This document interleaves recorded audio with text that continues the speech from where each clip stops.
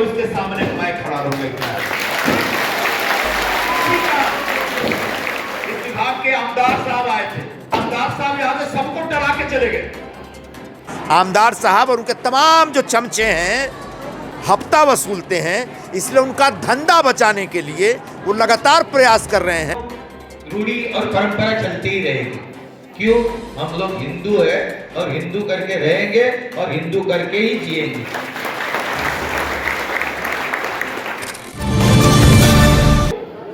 मेरे ख्याल से 7 फरवरी था वो, यहीं पर एक मीटिंग हुई थी रात को, मेरे ख्याल से 9-10 बजे। इस विभाग के आमदार साहब आए थे और आमदार साहब यहां से सबको डरा के चले गए। आमदार का काम है, लोग अगर किसी संकट में हो, क्राइसिस में, तो उसके साथ खड़े रहे। उन्होंने डराया और उन्होंने खुल करके ये बोला कि संजय निरुपम के कहने पे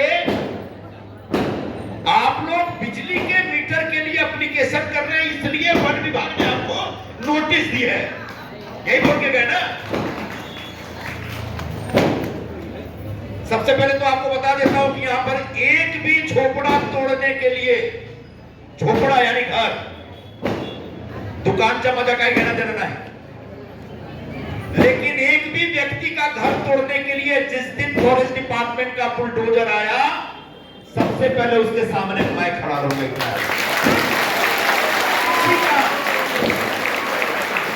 किसी का भी घर टूटने नहीं दिया जाएगा, ये गारंटी है मेरी तरफ से। पूरे पार्टी वो डर निकाल दीजिए। 2 अलग अलग विषय, फॉरेस्ट डिपार्टमेंट के जमीन और झोपड़ा, इस विषय पर हाईकोर्ट में वर्षों से केस चल रहा है। ये जो हाईकोर्ट के पूर्व मुख्य न्यायाधीश थे उपाध्याय जी, उनका आखिरी दिन था मेरे ख्याल से शुक्रवार को, 14 तारीख, 13 या 14 जनवरी को आखिरी दिन था उनका। और जाते जाते फॉरेस्ट डिपार्टमेंट को यह बोल के गए कि वर्षों पहले आपने कहा था कि 18 महीने में जिन लोगों ने 7,000 रुपए जमा करके पावती ली है, उनको आप पुनर्वसन करके देंगे, उनको घर देंगे। आज कितने साल हो गए, आपने क्यों नहीं किया? फॉरेस्ट डिपार्टमेंट की जमीन बचाने के लिए क्या किया बताइए आराम से भैया। फॉरेस्ट डिपार्टमेंट के पास जवाब नहीं था, क्योंकि जिन लोगों ने 7-7 हजार रुपए भर के पावती ली है, उनको घर देने के लिए अभी तक घर ही नहीं बना। आपके आमदार पिछले 10 वर्षों में आपको बिजली पानी नहीं दे पाए, उल्टे जो पूरे डोंगर पे बिजली और पानी का माफियागिरी करते हैं, जो 5 रुपए की यूनिट के बदले आपसे 20 रुपए प्रति यूनिट बिजली का भाव लेते हैं। पानी महंगा, पानी बीएमसी से लेके आपको महंगे में पानी बेचते हैं, मुझे मालूम कितना लेते हैं आपसे पानी का, आप सबके पास उसका जवाब होगा। ऐसे माफियागिरी करने वाले 20, 25, 50 लोग हैं, उनकी दुकान बंद होने वाली है जिस दिन आपके घर में बिजली का मीटर लग जाएगा। डोंगर के गरीब लोगों से वो पैसा कहां गया? खा गए ना। तब वही लोग बेचैन है कि अपना भांडा फूटने वाला है। सुप्रीम कोर्ट का एक आदेश है, सुप्रीम कोर्ट का यह आदेश है कि जो एक मूलभूत जरूरतें हैं, पानी, बिजली, रास्ता, या हर भारत के हर नागरिक को पाने का अधिकार है। सुप्रीम कोर्ट का आदेश 1.5 साल 2 साल पहले का आदेश है, 1 साल या 1.5 साल पहले का, कि अगर कोई व्यक्ति हिंदुस्तान में कहे रहता है तो उसको पानी चाहिए, तो पानी देने वाली एजेंसी का काम है उसको पानी देना ही पड़ेगा। कोई फर्क नहीं पड़ता वो किसकी जमीन पे है, वो घर वैध है कि अवैध है। ये मैं नहीं बोल रहा हूं, सुप्रीम कोर्ट का आदेश है। वो आदेश भी पढ़ के सुना दूंगा चाहे किसी दिन को। तो सुप्रीम कोर्ट ने कहा कि उसका घर अवैध है कि वैध है, किसकी जमीन पे, जमीन का मालिक कौन है, कोई लेना देना नहीं। हर महीने जो हफ्ता देता हफ्ता वापस करो। बीज माफिया से हफ्ता खाने वाले लोग कभी भी आपको बिजली नहीं दे सकते, मीटर नहीं लगवा सकते। यांचं देखील म्हणणं आहे की माझ्या देशातल्या प्रत्येकाला पाणी, रस्ते, दिवाबत्ती ज्या बेसिक ॲम्युनिटी आहे त्या मिळाल्याच पाहिजे. हे माननीय पंतप्रधानांचं देखील तत्व आहे आणि त्या पद्धतीने तुम्हाला मिळाल्या पाहिजे. एक आनंदाची गोष्ट आणखी सांगू इच्छितो. यासाठीच मी आपल्या केंद्राची जी बॉडी झालेली आहे त्या अर्बन डेव्हलपमेंट बॉडीमध्ये 30 मेंबर आहेत आपल्या हिंदुस्थान मधले, म्हणजे आपल्या सर्व देशाच्या. त्याच्यामध्ये मी देखील मेंबर झालेलो आहे.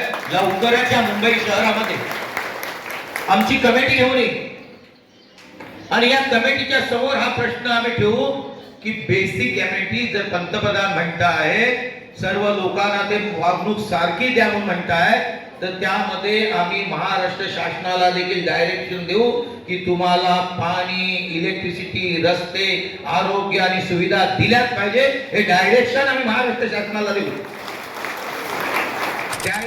इसी हॉल में दिंडोसी विभाग के नवनिर्वाचित जो आमदार साहब हैं वो एक दुष्प्रचार करके गए थे कि जिस तरीके से मैं संजय निरुपम के विशेष पहल पे वन जमीन पर रहने वाले लोगों के लिए बिजली के मीटर का एप्लीकेशन देने का अभियान शुरू हुआ है, उससे नाराज होकर के वन विभाग ने सबको नोटिसें भेजी और सबका घर तोड़ने जा रहे हैं. वो जो झूठ का प्रचार था, वो जो दुष्प्रचार है, उसके खिलाफ आज यहाँ पर मीटिंग ली गई है. मैं आमदार साहब को और डोंगर पर रहने वाले तमाम जो रहीवासी हैं उन सभी को ये बताना चाहता हूँ कि ऐसा कुछ नहीं होने वाला है. सभी लोगों का घर सुरक्षित है. हाँ, कुछ दुकानें हैं जो कमर्शियल इस्टेब्लिशमेंट है वो टूट सकते हैं, किसी का घर नहीं टूटने दिया जाएगा. घर तोड़ने के लिए नहीं बल्कि सिर्फ सर्वे करने के लिए वन विभाग ने नोटिस दिए. नोटिस इसलिए दिए क्योंकि हाई कोर्ट ने उधर से उनको आदेश दिया है. तो मुंबई हाई कोर्ट के आदेश के हिसाब से जो नोटिस आई है उसका, और अदानी इलेक्ट्रिसिटी में जो लोग मीटर के लिए एप्लीकेशन दे रहे हैं उसका, दोनों का कोई लेना देना नहीं, दो अलग अलग विषय हैं. लेकिन चूंकि आमदार साहब और उनके तमाम जो चमचे हैं वो डोंगर पर पानी माफिया और बीज माफिया से हफ्ता वसूलते हैं, इसलिए उनका धंधा बचाने के लिए वो लगातार प्रयास कर रहे हैं कि डोंगर पर रहने वाले लोगों को बिजली का मीटर न मिले.